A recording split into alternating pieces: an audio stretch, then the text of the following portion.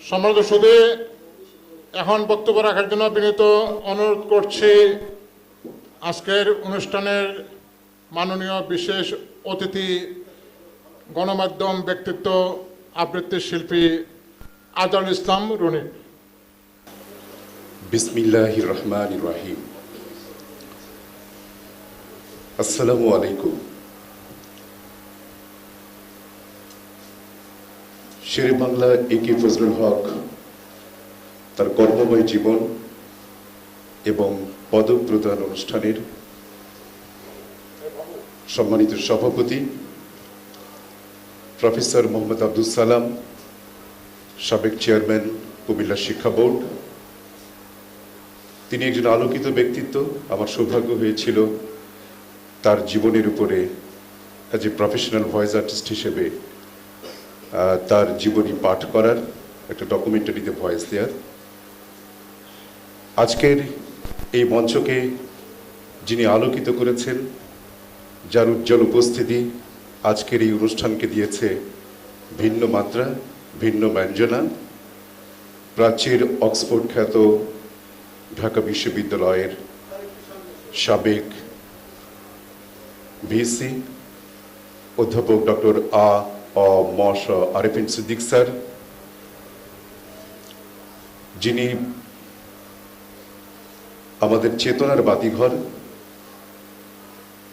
তার কাছে আমাদের অনেক কিছু জানার আছে, অনেক কিছু শেখার আছে। আজকের এই অনুষ্ঠানে বিশেষ অতিথি হিসেবে উপস্থিত আছেন অধ্যাপক ডক্টর শহীদুল্লাহ আনসারী, বিশিষ্ট কবি এবং আইনজীবী, যার বক্তব্য আমি শুনছিলাম। খুবই জ্ঞানগর্ভ, তাৎপর্যবহ বক্তব্য উপস্থাপন করছিলেন। এবং বিশেষ অতিথি হিসেবে উপস্থিত আছেন ডক্টর মোহাম্মদ আব্দুল হাই, বিশিষ্ট লেখক, ধর্মতত্ত্ববিদ এবং গবেষক। আজকের এই অনুষ্ঠানের সম্মানিত পরিচালক শাহজাহান আবদালী, গ্রন্থ কাননের স্বত্বাধিকারী এবং বিশিষ্ট রম্য লেখক, কবি, বহুমাত্রিক লেখক। আমার সামনে বিশিষ্ট চিত্রশিল্পী শ্রী বিপদভঞ্জন সেন কর্মকার উপস্থিত আছেন। অনেক বীর মুক্তিযোদ্ধা এখানে উপস্থিত আছেন, যারা আমাদের চেতনার বাতিঘর। এবং আমি আরও একজনের নাম উচ্চারণ না করলেই নয়, যারা এখানে পদক পাবেন তাদের সবাইকে আমি শ্রদ্ধা জানাচ্ছি। তাদের মধ্যে একজন আছেন বাংলাদেশ বেতার এবং বাংলাদেশ টেলিভিশনের বিশিষ্ট সংবাদ উপস্থাপিকা নীলুফার জাহান নীলু আপা, যাকে আপনারা টেলিভিশনে দেখে থাকেন সবসময়। তিনিও আজকে হয়তো পদক পাবেন, আমি যেটা জেনেছি। এবং আমার সৌভাগ্য যে তার সাথে আমি প্রায় 100-রও অধিক কবিতা, ডুয়েট কবিতা আবৃত্তি করেছি।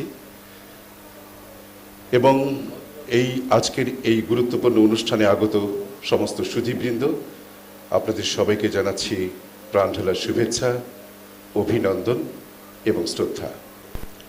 সেটি হচ্ছে, আমি প্রথমেই ধন্যবাদ জানাতে চাই কবি, বহুমাত্রিক লেখক শাহজাহান আবদালীকে এরকম একটি চমৎকার আয়োজনের জন্যে, এবং এরকম একটা আয়োজনে অনেক গুণী মানুষের সমাবেশ ঘটানোর জন্যে। একটা কবিতায় পড়েছিলাম যে মহাজ্ঞানী মহাজন যে পথে করে গমন। আসলে আমাদের একটা দায়িত্ববোধের একটা জায়গা আছে, সেটা হচ্ছে যে যারা মহাজ্ঞানী, আমাদেরকে তাদের পথ অনুসরণ করতে হবে। শেরে বাংলা এ.কে ফজলুল হক, হোসেন শহীদ সোহরাওয়ার্দী, মাওলানা ভাসানী, এরকম যে সমস্ত প্রথিতযশা ব্যক্তিত্ব আছেন, যারা আমাদের আলোকবর্তিকা হয়ে আমাদের সামনে আছেন, তাদের সাথে পরবর্তী প্রজন্মের যে সেতু বন্ধন রচনা করা, এটা খুবই জরুরি। কারণ তাদের ভালো দিকগুলোকে আমাদেরকে অনুসরণ করতে হবে। যে আজকের যে অনুষ্ঠান, এই ধরনের অনুষ্ঠান রাষ্ট্রীয় পৃষ্ঠপোষকতায় ব্যাপকভাবে হওয়া দরকার। সেখানে কবি শাহজাহান আবদালী তিনি ব্যক্তি উদ্যোগে এ ধরনের একটি চমৎকার আয়োজন করে যে দায়িত্ববোধের পরিচয় দিয়েছেন, এটা নিতান্তই প্রশংসার দাবিদার। আমি কবি শাহজাহান আবদালী ভাইকে আমি দেখেছি যে তার একটা বই আছে যে কাজের মাঝে অমর যারা। তিনি প্রথিতযশা ব্যক্তিত্বদেরকে নিয়ে কাজ করেন, তিনি সম্মান দিতে জানেন, তিনি যার যে সম্মান সেই সম্মানটা তিনি দেওয়ার চেষ্টা করেন। এটা কজন এরকম চেষ্টা করেন আমার জানা নেই, কটা সংগঠন এ ধরনের প্রোগ্রামের উদ্যোগ গ্রহণ করে এটা আমার জানা নেই। কবি শাহজাহান আবদালী ভাইয়ের আমি অনেকগুলো কবিতা পড়ার, আমি একজন আবৃত্তি শিল্পী হিসেবেও তার কবিতা পড়ার সৌভাগ্য আমার হয়েছে, এবং তার লেখার মধ্যেও আমি দেখেছি স্বদেশ প্রেম, আমাদের চেতনাবোধ, তারপরে মানুষের যে বিবেকের যে জায়গাটা, এই সবগুলো জিনিস তার লেখার মধ্যে খুব সুন্দরভাবে পরিস্ফুটিত হয়েছে। কবি শাহজাহান আবদালী ভাইকে তার যে এই উদ্যোগ, এটাকে আমি সাধুবাদ জানাই, এবং এই ধরনের উদ্যোগ আমাদের অনেকেরই গ্রহণ করা উচিত। আমি কথা বাড়াতে চাই না। শেরেবাংলা ফজলুল হক সম্পর্কে আপনারা বেশ কিছু সুন্দর বক্তব্য আপনারা শুনেছেন। আমি এই বিষয়ে অত পাণ্ডিত্য আমার নেই, আমি শুধুমাত্র দু একটি কথা বলে শেষ করব। 2004 সালে বিবিসি বাংলা একটা জরিপ হয়েছিল, তাতে আমি যেটা জেনেছি শেরেবাংলা একে ফজলুল হক মানে সর্বশ্রেষ্ঠ বাঙালির 4 নম্বর স্থানে তাকে স্থান দেওয়া হয়েছিল। আর সবচেয়ে বড় কথা যে তিনি এই উপমহাদেশের রাজনীতির মূল কেন্দ্রবিন্দুতে ছিলেন, এটাই হচ্ছে সত্য কথা। এবং তিনি ছিলেন এই অবিভক্ত বাংলার প্রধানমন্ত্রী, যেটা আমরা সবাই জেনেছি। আর তার আপোষহীন যে ন্যায় নীতি ছিল এবং তার যে অসামান্য বাকপটুতা ছিল, এটা আমরা সকলেই জানি, সকলেই অবগত আছি। এবং তিনি এই যে সর্বভারতীয় রাজনীতির পাশাপাশি তিনি গ্রাম বাংলার মানুষের দুঃখ দুর্দশা দূর করার জন্যে তিনি কিন্তু নিবেদিত ছিলেন এবং তার জীবন উৎসর্গ করেছিলেন।